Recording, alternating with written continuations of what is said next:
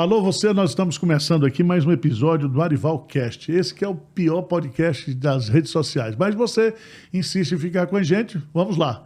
Você já me conhece, eu sou Arival Dias Casimiro, pastor aqui da Igreja Presbiteriana de Pinheiro já por 28 anos.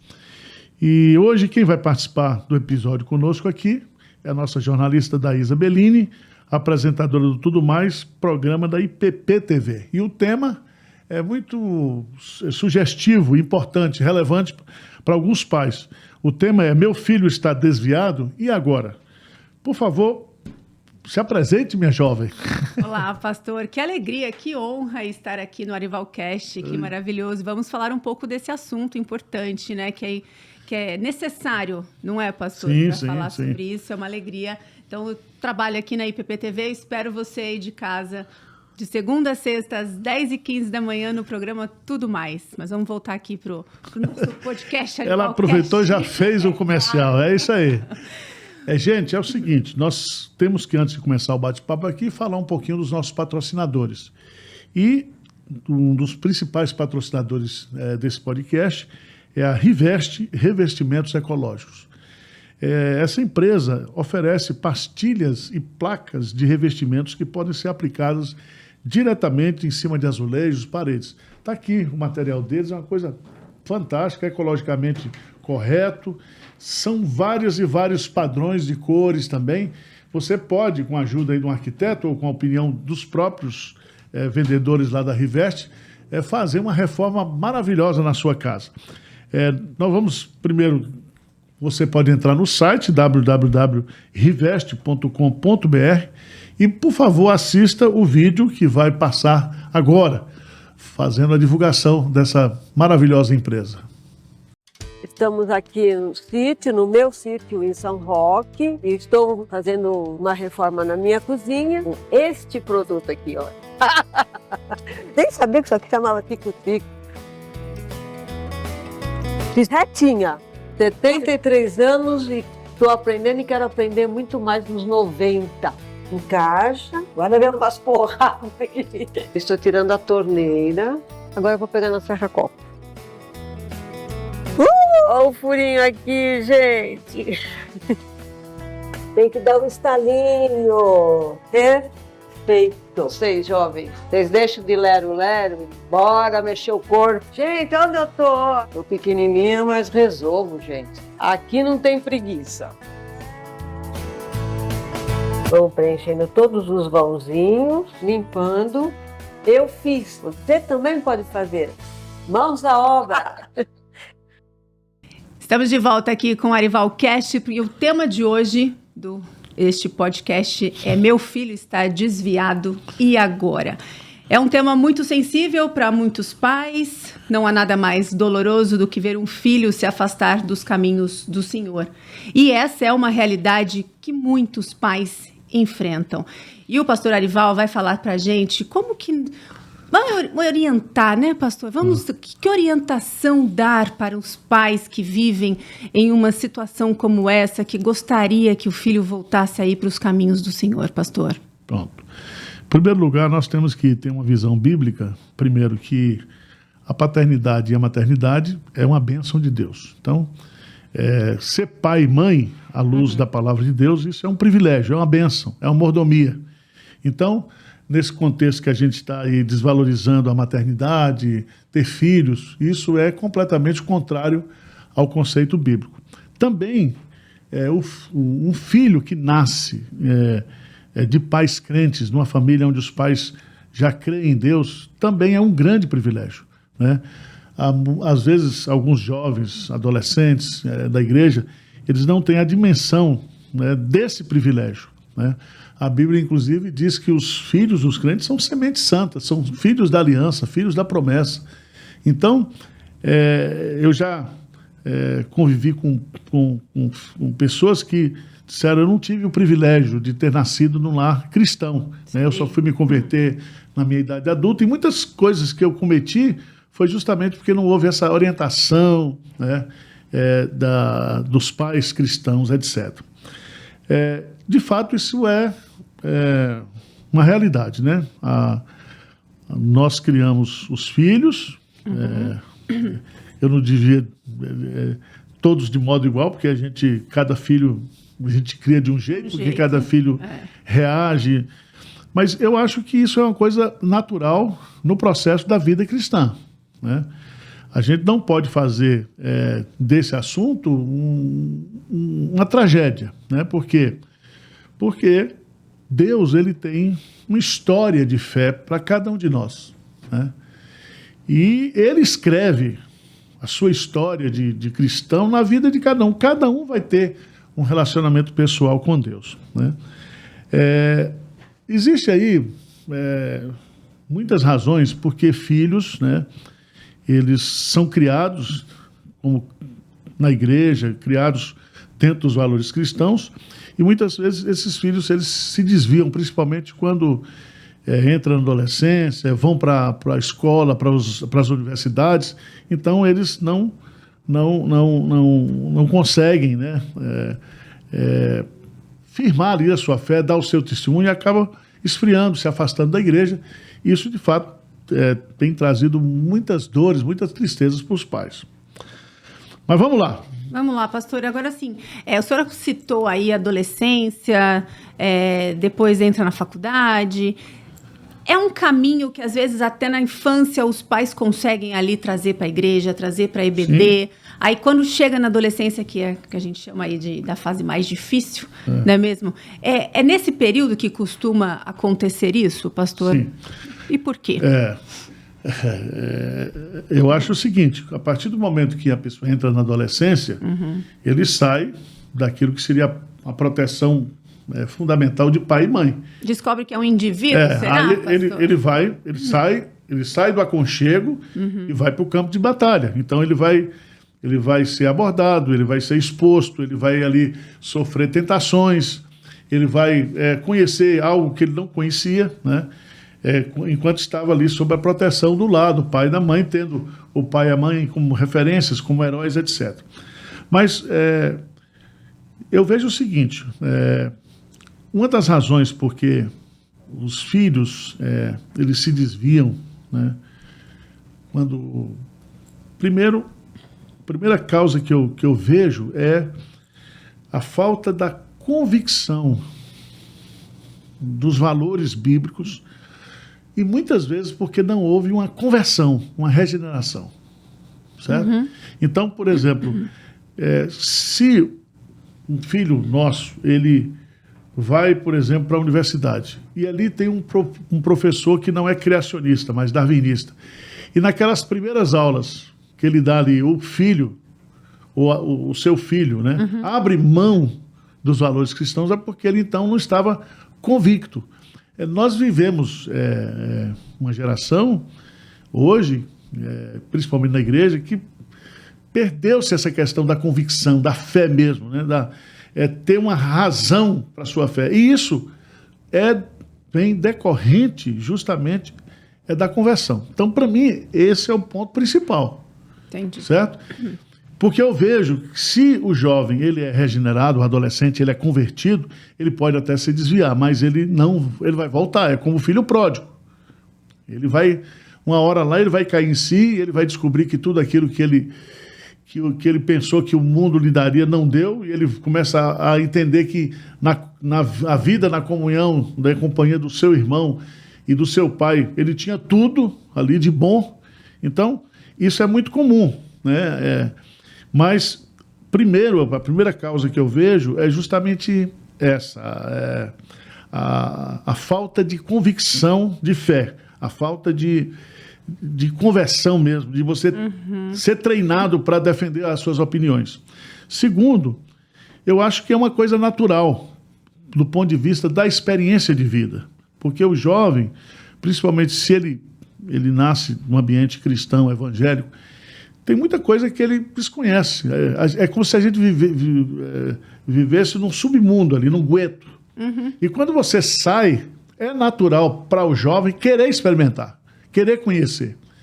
E aí vem o quê? A influência dos amigos, né? Os amigos não são cristãos, né? E ali ele é convidado, ele é abordado, e abre-se um leque para ele ali de opções que são bem atrativos. Que são bem atrativos e que não que ele não conhecia no ambiente de igreja, né? Então, por exemplo, a coisa da permissividade sexual, né? Quando você nasce no ambiente evangélico, você tem uma orientação sexual, que sexo é dentro do casamento. Permitido depois do casamento.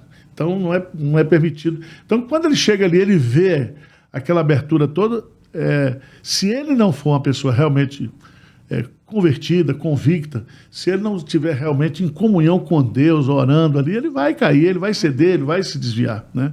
Então, a exposição, ela cria essa possibilidade do filho se desviar, né? Pastor, o senhor acredita que sim, se os pais conseguirem, né, manter essa relação quente com Cristo, nos caminhos do Senhor, enquanto criança, aí chega nessa fase, adolescente, faculdade, tudo, tem esse momento, ele pode desviar um pouco ali do caminho, mas o temor a Deus está dentro do coração desse jovem e, assim, dificilmente ele pode até querer experimentar, mas ele sabe que é errado?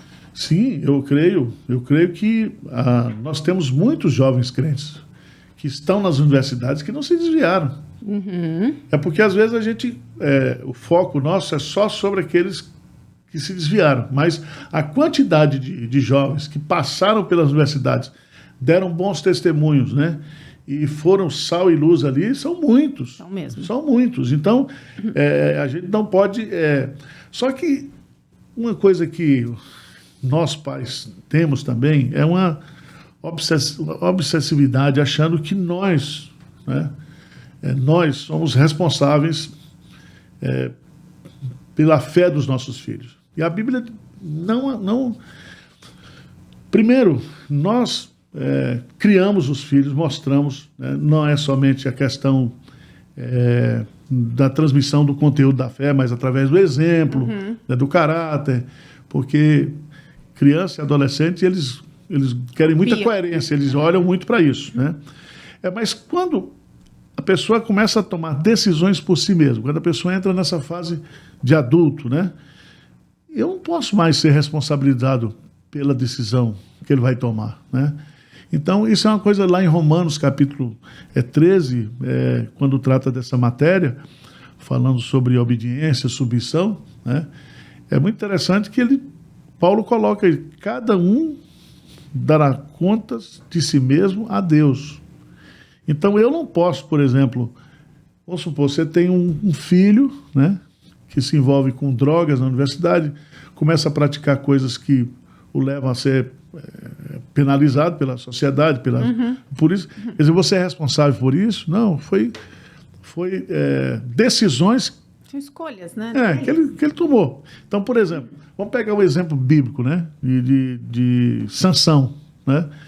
Sansão, ele foi o menino que nasceu para dar certo. Porque, primeiro, ele veio como fruto, como resultado de oração dos seus pais. Ele nasceu para ser um libertador, né? Ele nasceu para ser um libertador. Ele nasceu debaixo da promessa de Deus, que ele seria usado por Deus para libertar o povo de Israel do poder dos filisteus.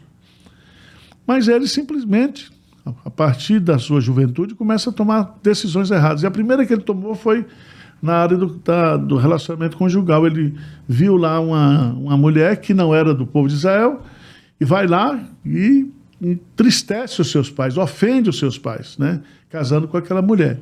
E ele tinha também um distúrbio sexual muito grande, né? Porque ele gostava de prostitutas, ele gostava dessas festas que o mundo oferece aí com mulheres, bebida, prazeres, etc. Então, ele não conseguia resistir a isso, né? Apesar de ter tudo aquilo do ponto de vista de Deus, do projeto que Deus tinha para a vida dele, ele rejeitou aquilo. E eu imagino a tristeza que o pai, né, e que a mãe dele teve que nutrir. Então, se você é pai e mãe crente, se você criou seu filho nos caminhos de Deus e ele depois tomou a decisão de se afastar, não se culpe. Não fique achando que a culpa é sua. Porque isso é muito importante falar. Esse é o grande dilema, né? Os filhos deles não são nossos, eles são filhos de Deus.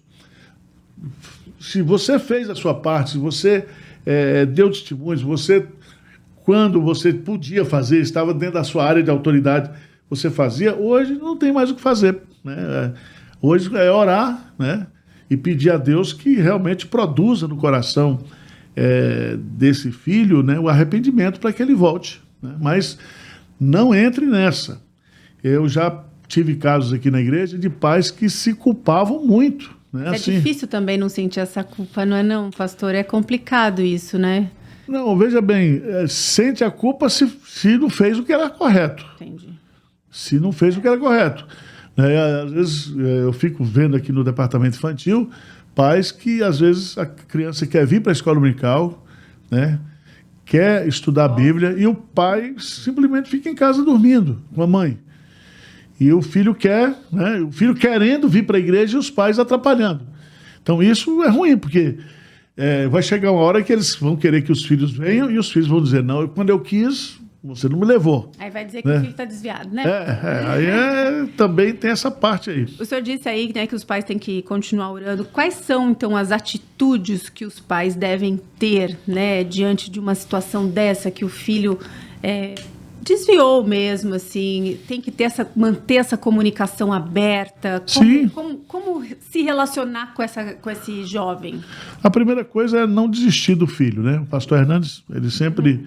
Filho sempre será filho, apesar dos erros, dos defeitos, apesar das decisões erradas, mas o nosso papel como pai, principalmente pai cristãos, é amá-los, né? Continuar orando, colocando eles diante de Deus, né? Lutando com Deus em oração, acolhendo, né? Acolhendo, isso é uma questão muito séria, né? Às vezes tem pais que quando os filhos se desviam, eles cortam as relações, né? E não pode ser assim, né? Acaba virando um assunto que não toca muito dentro de casa. Uhum. Isso é muito ruim, porque o filho continua sendo filho. E outra coisa, esse momento que ele está vivendo de afastamento pode ser uma fase da vida, né? Pode ser, aquilo faz parte da experiência que Deus tem para a vida dele. Eu me lembro quando, na minha experiência pessoal, quando fui trabalhar numa empresa com 13 anos de idade, né? Foi o meu primeiro emprego, eu fui trabalhar como contínuo na loja de material de construção. Sim. E ali eu conheci pessoas, nesse período, eu estudava durante o dia, fui estudar à noite, né, para trabalhar durante o dia. Trabalhava das 7 às 6, né, das 8 às 6, e 7 horas tinha que estar na escola e tal. E esse período que eu conheci os companheiros de trabalho, né? Esse período foi um período de 13 até os 16 que eu me afastei da igreja. Uhum. Eu ia para a igreja, mas meu coração não estava lá. E eu sei que eu comecei a ganhar dinheiro, né? Comecei a ter uma certa autonomia. E isso me deu uma ilusão, né? E até um dia que eu fui para a igreja, assisti um culto, e aí eu tomei uma santa ceia, e depois aquilo me deu um problema de consciência muito sério, e eu lutei, né, ali um período, e aí,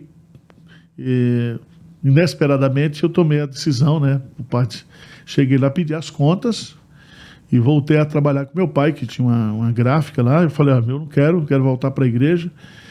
E nesse período de 16 a 17 anos, foi quando, na igreja, voltei para a igreja, tudo, o meu pastor lá disse que eu tinha vocação para ser pastor.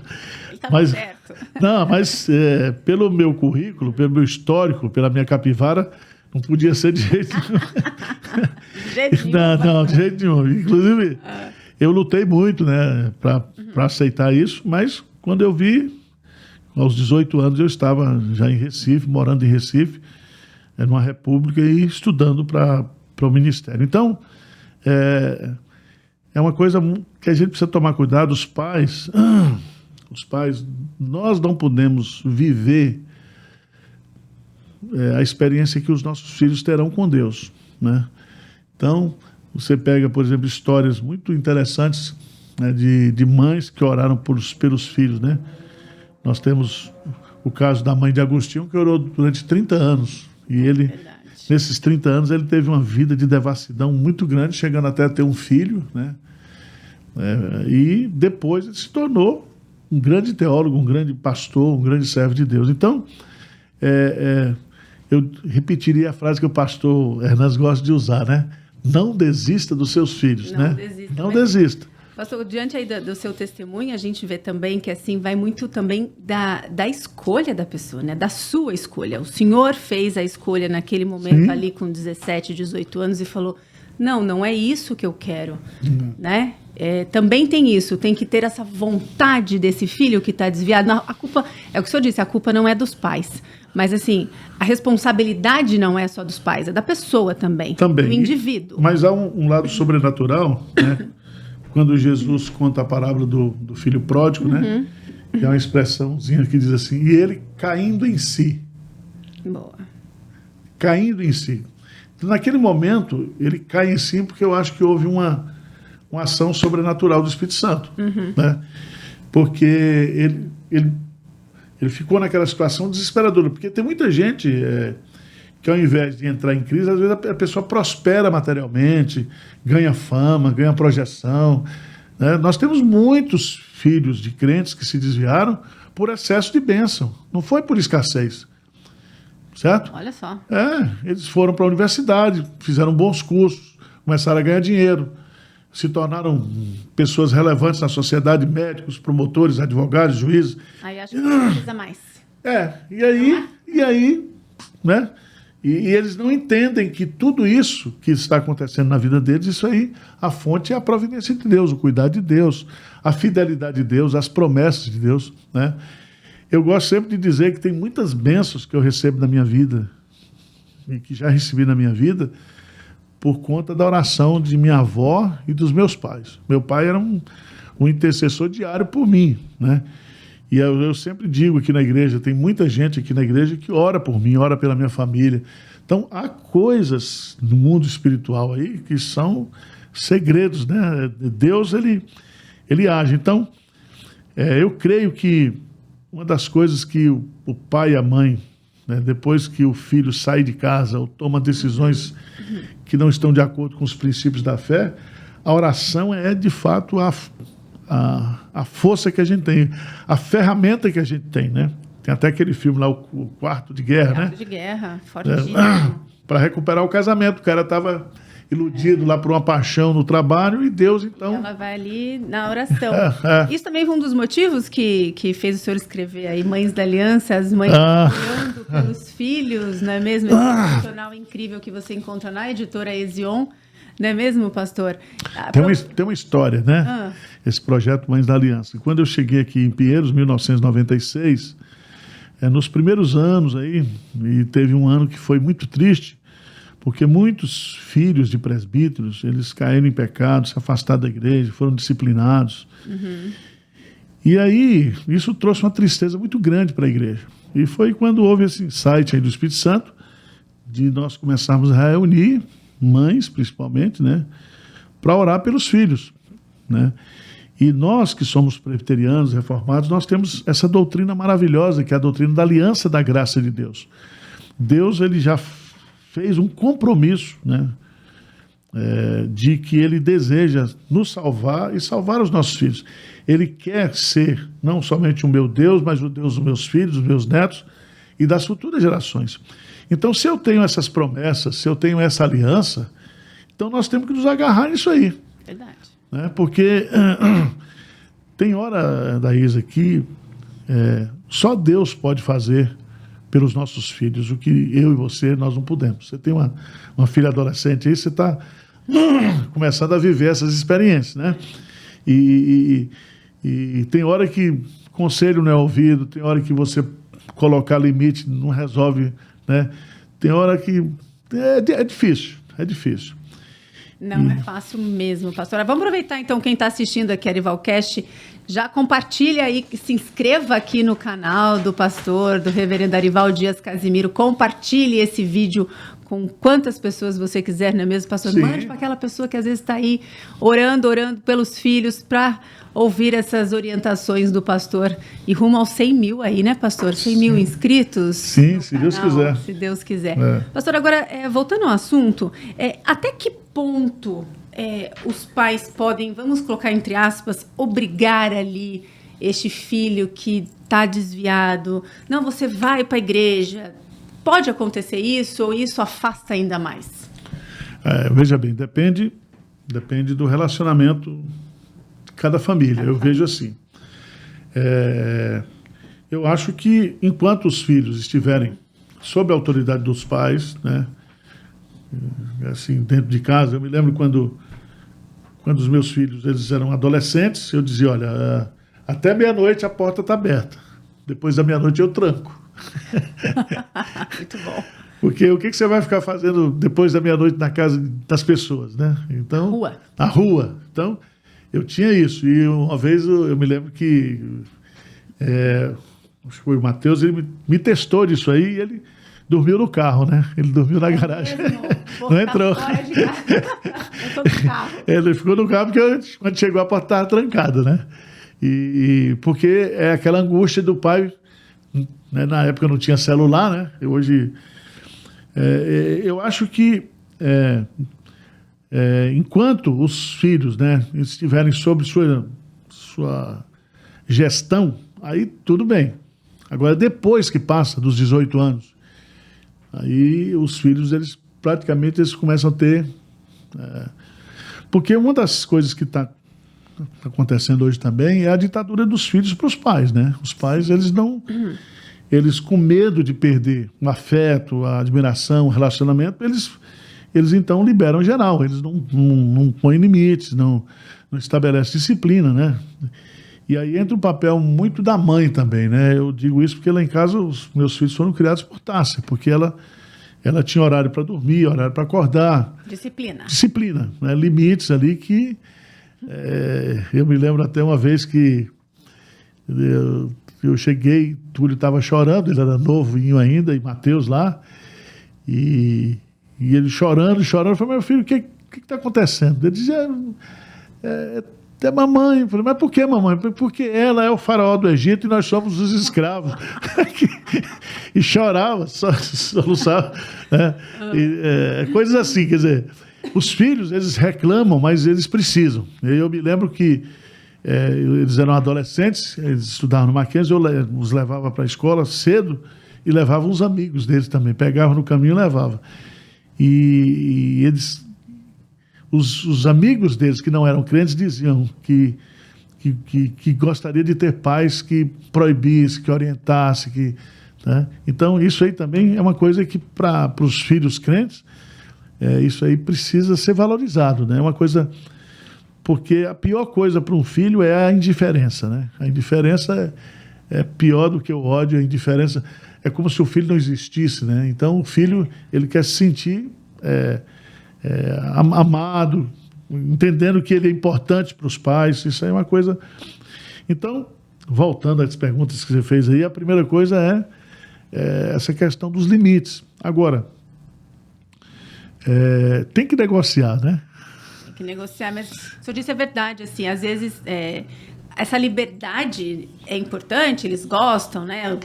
Os jovens, mas impor limites também. Eles precisam. Muito solto, como o senhor disse, quando é muito solto, eles sentem também essa necessidade de ter regras. Sim, sim. Não é mesmo? Sim. Uma coisa que a gente precisa aprender, e a gente tem batido muito aqui na igreja, é que a fé se aprende em casa, não se aprende a fé na igreja. É tanto que eu digo que a família ela tem que falar a mesma língua da igreja. Então, por exemplo, se eu aqui prego sobre essa questão da liberdade sexual e você, mãe, deixa o namorado de sua filha dormir com a sua filha no quarto do lado, então você transformou a sua casa na casa da luz vermelha. Né? Porque você está levando a prostituição para dentro da sua casa. Então, isso é que eu entendo. Eu acho que os valores, né, a questão do pai e da mãe como aqueles que vão ensinar, mas ensinar não somente fazendo culto doméstico, né, tendo aqueles momentos de mesa no domingo, né, de comunhão, né, aquela ideia de família forte, família unida, família que tem um projeto de família. Então, se tiver isso, mesmo assim os riscos, isso não dá imunidade. Né? É exatamente isso que eu queria perguntar para o Não senhor, dá. assim, porque dá trabalho, né? Dá trabalho manter Dá. essa, né, mesmo ensinar, levar para casa, os cultos domésticos, as orações com esses jovens, com essas crianças. Sim. Então, é importante esse trabalho dentro de casa. Pois é, aí, se a igreja entra como uma parceira, aí a igreja faz os acampamentos, a igreja faz os encontros de sábado. Sim. A igreja, então, ela cria ali um ambiente onde ela pode tranquilamente viver a sua fé protegida, né? Porque o mundo hoje é cão, né? Eu tenho acompanhado aí e visto o que tem acontecido nessas baladas de adolescentes, né? É tudo, problema com a droga, problema com o sexo, pornografia, né? Pedofilia, então, todos, né? Então os nossos filhos, eles precisam ser orientados e eles precisam aprender a fé, né? Tem lá em Deuteronômio, né? Capítulo 6, quando existe o mandamento para os pais que nós devemos amar a Deus, né? Acima de todas as coisas. Né? E o que nós vamos ensinar para os nossos filhos é como nós amamos a Deus. Se eu amo a Deus, a minha tarefa é trabalhar para que o meu filho possa amar a Deus. Então, eu vejo, por exemplo, na igreja, vários casos de famílias que os pais não amavam a Deus, que os pais, quando saíam da igreja, falavam mal do pastor, falavam mal da igreja, aqueles pais que são críticos de igreja. E os filhos ficam... Mas só nos leva para a igreja, depois sai falando mal da igreja, criticando a igreja. Então, isso mexeu muito com desvio. Tem muitas... Fica sem referência, né? Sim, porque sim. Assim, tá levando para a igreja, escuta uma palavra e sai de lá, escuta a outra dentro de casa, aí depois vai falar que o filho está desviado e o que fazer, né? Tem uma questão muito especial, que se discute muito também, que é o desvio de filhos de pastores, né? Esse é um ponto aí que tem uma polêmica a mais, né? Como se os filhos de pastores fossem seres sobrenaturais, né?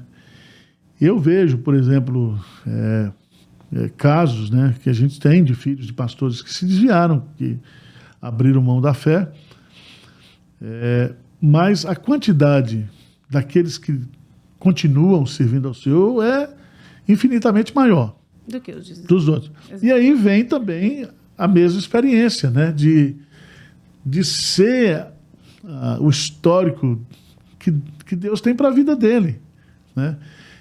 Nós temos casos, a gente vai passando mais tempo no ministério, a gente vê, né? Nós tivemos casos aqui que a senhora orou pelos filhos que estavam desviados, depois ela morreu. E quando eu cheguei aqui, esses filhos todos voltaram para a igreja. Olha só. E ela nem viu. Mas ela fez o papel dela. Fez o papel dela. Então, quem escreve, né, o último capítulo da história dos nossos filhos é o próprio Deus. Veja lá o exemplo de Sansão mesmo, né? Sansão passou a vida fazendo de altos e baixos, e lá, no final da vida dele, Deus o honrou, tanto que ele aparece como um herói da fé, né? Então, Deus, praticamente no epílogo da vida de Sansão, fez o que ele deveria ter feito a vida toda, né? Mas Deus o honrou ali, Deus honrou a promessa, honrou aqueles pais, né? E tirou o povo, libertou o povo, né? Que era o projeto que Deus tinha para a vida de Sansão. Então, a gente precisa tomar cuidado com isso. Obrigar o filho a ir para a igreja, difícil, né? mas a gente tem que obrigar, porque a gente obriga para a escola, a gente obriga a estudar inglês, a gente obriga tudo. Quando chega na questão da igreja, a gente fica assim, não, mas eu não posso obrigar, né? Você já escolheu o nome do menino, você escolheu a maternidade que ele nasceu, você escolhe as roupas, a escola. Aí quando chega, aí que eu acho que é um discurso meio falso, né? Então, você escolheu o time que vai torcer. Muitos pais, eles também mesmo, querem conduzir os filhos, né? O cara é médico, bem estudado, quer que meu filho seja médico, sou advogado. Então, às vezes, é uma pressão muito... Agora, a coisa mais importante é trazer os nossos filhos, porque quando a gente obriga eles a virem à igreja, assim, olha, quando você estiver aqui, eu vou fechar a casa, nós vamos para a igreja. Você não vai ficar aqui, né? Vamos para a igreja, vamos para a igreja. Videogame, não, vai junto. O que pode acontecer é que ele pode ter uma experiência com Deus, entendeu? E quantos casos nós já tivemos assim? Eu digo sempre, o pessoal critica muito os acampamentos, né? Porque dá muito trabalho, tem que montar todo um... Mas quantos jovens são alcançados e voltam para Deus através dos acampamentos, através dos encontros de jovens, encontros de casais, atividades que a igreja realiza, né? Olha, pastor, não é fácil, né? Como o senhor disse, assim, os pais não podem se sentir culpados, mas tem que se manter ali em oração. Não pode desistir, não pode abrir mão. Não pode abrir a Bíblia diz que nós temos que criar os nossos filhos na disciplina da demonstração do Senhor. A Bíblia diz que aquele que não governa bem a sua casa não governa nada, nem igreja, nem nada. Não existe sucesso na vida com fracasso na família. Então a gente tem que ter essa consciência, essa responsabilidade. Ter consciência que ali no ambiente familiar e continuamente no ambiente de igreja, que é o laboratório onde os nossos filhos, é uma incubadora, eles estão sendo formados ali, né? E ali eles vão ter os valores que irão dar diretrizes para eles nas decisões da vida. Você pega o exemplo, por exemplo, de Moisés, né?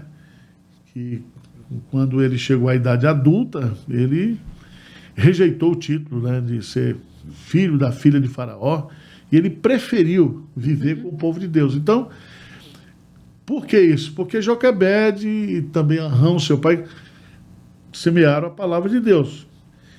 E é muito interessante isso dentro da pedagogia, é que quando você ensina a Bíblia para o seu filho, vai criando nele um quadro de referência. Sim. E esse quadro de referência espiritual vai ajudá-lo a tomar as decisões, a fazer as opções. E aí tem a questão do exemplo dos pais, né? Do exemplo dos pais, o testemunho, né? A forma como o pai vive o evangelho dentro de casa, a mãe. Sim. Tudo isso são componentes que vão ajudar em muito essa questão da firmeza da fé dos nossos filhos. Mas, Daísa, é o seguinte, seria muito bom, eu fico pensando, né? Se Deus, ao criar a família, tivesse criado um manualzinho. Seria perfeito, não seria? 10 passos para criar. Aqui, ó, página 10, o que acontece? 10 passos, né, para você ter filhos bem criados, bem sucedidos. Mas não é assim. Não é assim. Eu conheço histórias de pais crentes, dedicados, e que os filhos se perderam.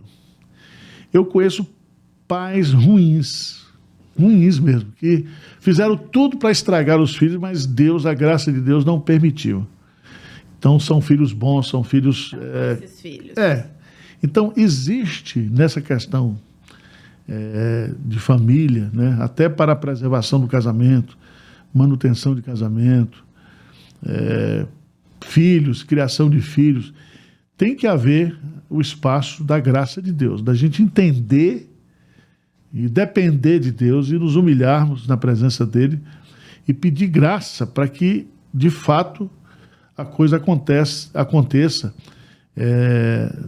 sob a orientação de Deus, debaixo da graça dele, e a gente reconheça que é uma ação dele. Né? Porque não existe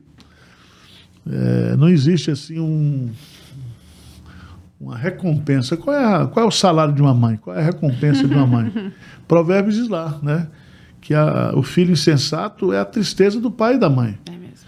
Então, mas o filho bom, aquilo é alegria, né? Então a gente tem que ter sempre essa perspectiva de que há um sobrenatural, né, para nós que tememos a Deus, nós que somos herdeiros da aliança de Deus, das promessas de Deus, com todos os nossos defeitos, com os problemas que a gente tem, né, a gente vai ter que descansar o coração justamente na dependência de Deus, na graça de Deus. Amém. O tema de hoje aqui do Arival Cast é Meu Filho Está Desviado. E agora? Pastor, qual uma palavra aí de encorajamento, Se o senhor pudesse dar um conselho para esses pais, a gente falou muito de jovens... Eu vou dar 3 conselhos. 3, para ficar bem... Tá. Primeiro, não se culpe. Boa. Não fique aí amargurado, não fique aí ressentido, não fique aí se vitimizando, né, achando que o seu filho está longe de Deus por sua causa. Porque se estivesse perto, você ia dizer que foi você? Então não pode. Então, você fez a sua parte, você deu testemunho, você criou o seu filho como deveria criar, né, como a Bíblia orienta, descansa seu coração. Então, nós precisamos tirar esse fardo de culpa de pais, né? Nós temos casos agora, por exemplo, de meninos e de meninas que têm optado, né, pelo homossexualismo, né, pelo conviver com pessoas do mesmo sexo. São decisões da pessoa, né? E ainda que isso venha trazer algum tipo de tristeza, mas não é a responsabilidade. A culpa não é da mãe, né? Não é da mãe, não é do pai. Não é do Então, pai. esse é o ponto. Então, segundo, não desista. Se você é pai crente, não desista dos seus filhos. Continue amando-os, orando por eles, acolhendo-os em casa, fazendo tudo para que ele sinta, apesar das decisões dele e da conduta e dos valores que ele está vivendo, ore por ele, leia a Bíblia, né, clame a Deus, faça aí um grupo de oração pelos seus filhos, né? Tem um projeto aqui, Mães da Aliança, que são milhares de mães que se reúnem todo dia para orar pelos seus filhos. Então, não tem outro caminho. E também os pais, né?